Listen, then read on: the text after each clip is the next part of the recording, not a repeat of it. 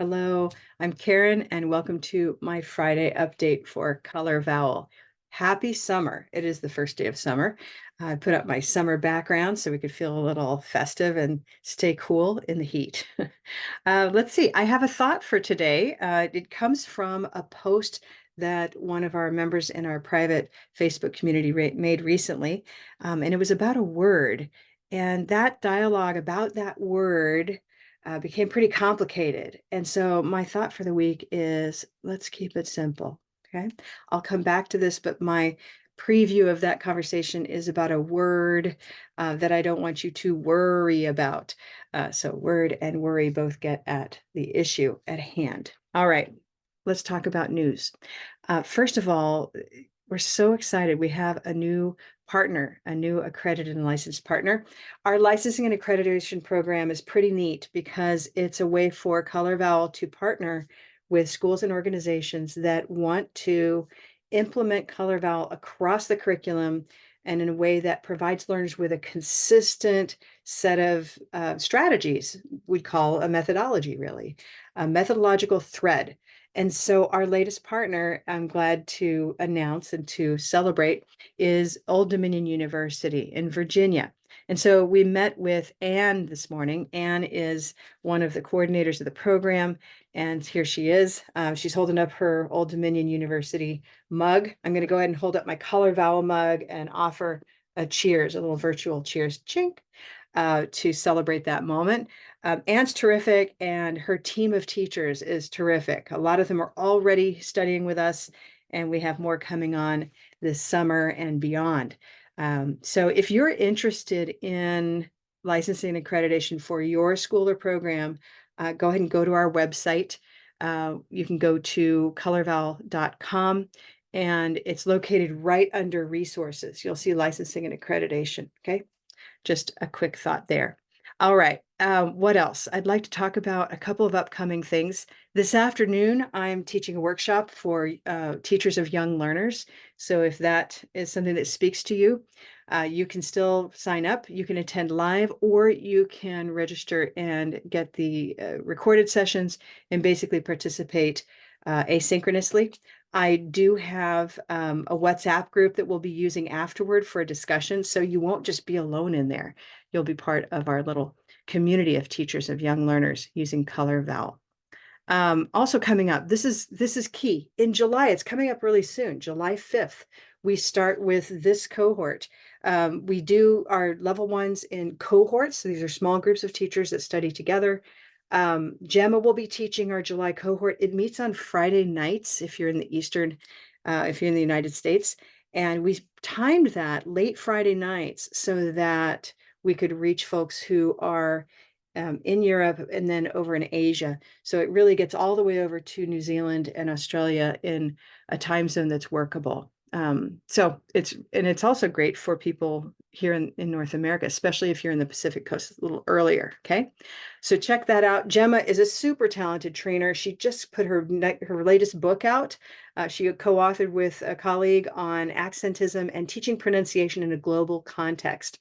So this sort of this dialogue that we all need to have about accent, communication, teaching, equity, and so forth. But it's a very practical book. I'll highlight that in another session. Okay. After July, I'll be teaching a session of level one. Both of these level one courses can be bundled with our basics course and must be if you're brand new. If you've already taken basics, you can just sign up for the practicum alone. And if you want a refresher, by the way, you can contact us and we'll be putting up some options for refresher training that you can keep an eye out for over at learn.colorvowel.com. Okay, that's where we keep our courses. Fun stuff. I'm going to move along. I'm keeping today's session as short as I can, and I'm going to keep it simple. I'm going to keep it simple, though, while using a new tool, new for me here in Zoom. That's where I'm recording this. And so I'm going to be using a timer today just because it's new. It's kind of fun to know that it's showing, and I'll keep my time down to 5 minutes max. We'll see if I even undershoot it, okay, for my last piece, my commentary. So keep it simple. over in our private Facebook community, which is available to anybody who has either purchased our book, The Color Vowel Approach, or they've already studied with us and received access to the Color Vowel Approach. That's sort of the litmus for getting into the private community. So over in that community, one of our teachers posted a question about the word worry. He said, how do you all say worry? And that's a really nice, simple question. So how do you say worry? Worry, worry. I say worry, you say worry. However, the color that I perceive might be different from the color that you perceive. And that goes both for the way that I'm saying it, meaning you might hear a color that I don't hear when I say it, and the way I might perceive you saying it. So it's kind of like, where do we pin this down? Of course, the chart helps us do that, right? So worry, worry, I hear purple. That's how I categorize it in my brain. And that is partly shaped, very much shaped by my dialect, what I was exposed to, how I speak, etc. Right? Now, our teacher who posted this said that he hears mustard. So what would that sound like? Worry, worry. I can imagine that.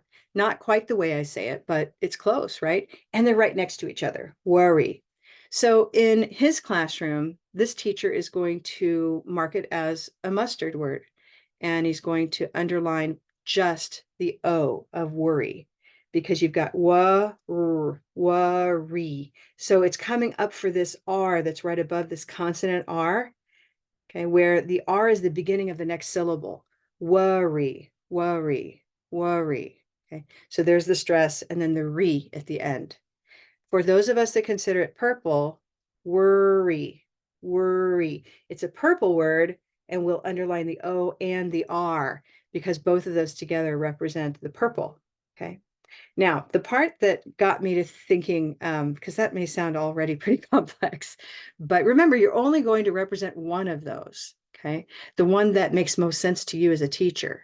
You're not here to represent all of the speakers of English. We just represent ourselves. And when your learner moves to the next class with the next color vowel teacher, we're also installing that idea that there are several right answers. So we notice they touch, and the learner who asks can be aware that we can move it a little bit and it doesn't change meaning, okay? There's one more answer, by the way, that's possible, at least one more. And so one of the comments was orange. How would that sound, right? So worry, like story, worry. Also plausible, okay? What started to get complicated is that this teacher then said something along these lines. They said, I use mustard with a splash of blue, but I hear everybody on Youglish using orange. And so I'll sort of, we took care of this part, right? This was about perception and how we perceive ourselves and how we perceive others. But let's talk about this splash of blue concept. I'm going to urge you to keep this simple. We are providing learners with a chart that has these specific sounds in them. And we know that each of these categories represents a vowel sound of English. So let it do its job. Either decide it's worry, worry, worry. Maybe worry. I mean, you can argue probably for wooden if you want. But to start, it's a little bit like when somebody says, rate your pain on a scale of 1 to 10, and you're like 6.5. You're like, no, I want you to use 6 or 7, right? So I'm going to ask you not to do that with the chart too. Like, let's not do mustard with a splash of blue. Let's stick with mustard or purple or, orange. Those are fine.